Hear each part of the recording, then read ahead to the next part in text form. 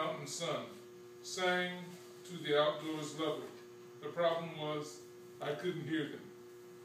I couldn't fish, I hated hiking, and if the truth were told, I didn't even like the outdoors. I came to Spokane from the soon-to-be murder capital of the country to play manhood by making basketball and in the process go to college. I was a writer in the making, with nothing much more to write about. A chance encounter with an image in a freshman English class, and Andrew Marvell Cartien enclosed a few lines I'd never heard, but made to me exquisite sense, that worms shall try their long-preserved virginity, and your honor turn to dust, and into ashes all my lust. I knew what the poet was talking about. Up thrust my puerile wishes into the womb of this verse dead 300 years. My eyes opened wide. I saw inscribed coition in every man-wrought poem in ejaculating bullets, in the prow of a boat riding on the tide, moving in and out of the narrow harbor slip, and the pollinating power of dripping hummingbirds' bills. I thought I was ready to write, but alas, and literally alack, I had to get laid first. 18 years old and still a virgin. I still could not unlock the lusty verse swelling up in talk, and my soul wishes if horses were, even the virgin boys could ride. I wanted to write. I really and truly did, but could not. There was basketball to play. There was school, and there was the learn as you go like your life depended on it. OJT, the seduction, frustration, humiliation, triumph, jealousy, heartbreak, rejection dance. There was too the modern day circa 1967, Artismia Absentia, the elixirs of poets, cross-dressing in the cans of Coors beer and bottles of Loganberry, White Port, and Ripple wine, $1 joints and $10 lids, orange barrels, peyote buttons, and blotted paper acid, inspiring choric Cassandra crying siren songs of addiction and future recovery rooms. Cry, O mother, father, family, cry.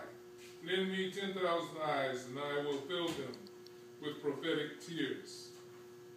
I wanted to write, I really did, but could not. There was no basketball to play, wine, women, body, song, and marriage. There was adversarial blackness walking about, seeking whom he might devour. I got bit, gnawed and chawed, masticated and swallowed, and spit back up renewed. You came to me then, my teacher, my lyrical mentor, in the rusting pages of images, in a volume of poems and books and plays. When the student is ready, the master surely appears.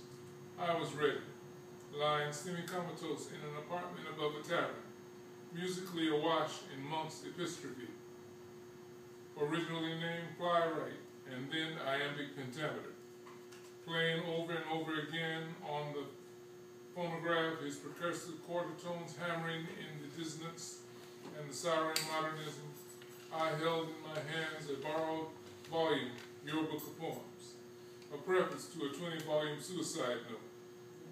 I struggled with each of your words as they fought to focus in my blurry eyes, in my inebriated brain. The rising sun, a voyeur looking in on dead soldiers who has spewed forth liquid pleasure, punishment from their glassy bellies, the roast-filled ashtrays, the empty bags of potato chips, and the sleeping couples in various stages of undress reduced to fractured and abstract geometric structures. A set of discrete planes intersecting in which successive outcomes end the same again and again, mimicking the angry, despairing, and repetitive pain in your poetic lines. Bore witness to the birth of insight. In a flagship poem, I heard you. Lately, I've become accustomed to the way the ground opens up and envelops me. Each time I go out to walk the dog, or the broad-edged silly music the wind makes when I run for a bus. The geography of my life littered with barrels and berry whites. I routinely swallowed up by any and everything new. The only dogs dogs I chose to walk, ruthless Thomas notwithstanding, were a ferocious new black persona which kept slipping off its chain, and a tentative sexual identity afraid of being unleashed. I found myself in a proverbial toilet, not the battered, bloody Carolus or conflicted Ray Foots, but looking out through the eyes of a gang of boys who turned their backs on the audience to pee, who pulled on their whatchamacallits, who beat up Carolus because he was gay, because they knew no other way to love him. The verse taunted and tortured me like a prison guard. I thought I had no other choice than to be like you, to write like you. I devoured everything you wrote. I targeted at which I arrow-aimed myself. Your verse, the model of my own. You were the horn god below the Orisha, who circumscribed the sacred and purified space where all rites, magic and otherwise, were fashioned and crafted. You were my initiator, leading me and past each warden station. Beat bohemianism in the south, cultural nationalism in the east, scientific socialism in the west, postmodernism, and beyond in the dark, dreary north. You showed me in Dutchman, like your hapless clay, how to relieve my insanity, assert my blackness through the blunt force trauma of narrative, how to make my opponent projectiles and bullets, offering up my own life in a passion play, an initiation drama. You showed me, not unlike the Christian sacred cannibalism, how ideated murder could be sanctified, even sacramental, how redemption might be found in a passionate slaying of fundamentalism, romanticism, self-hate, and progressive myopia. You taught me the futility of ideology, the ascendancy of change, that human beings can change and change their minds, that black was merely a color, not a cultural absolute, and all manner of siblings can be found in the human family. And that self-transcendence, though a choice, was the rule, not the exception, in the cosmic plan. You taught me to stretch the outer boundaries of all the curves that describe convention.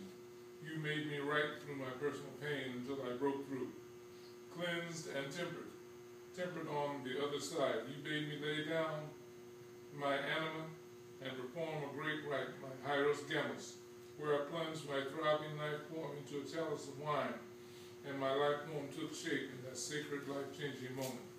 Thank you, Amiri, for my poetic life. Though I walk through the valleys and the shadows of my own path, you have given me and others like me the baraka, your tarqua, an entire ritual system, and your verse lives on in me, and my life will be passed down through the Sicilla, through the great chain of scintillating poetic figures that comprise your spirit and your grace.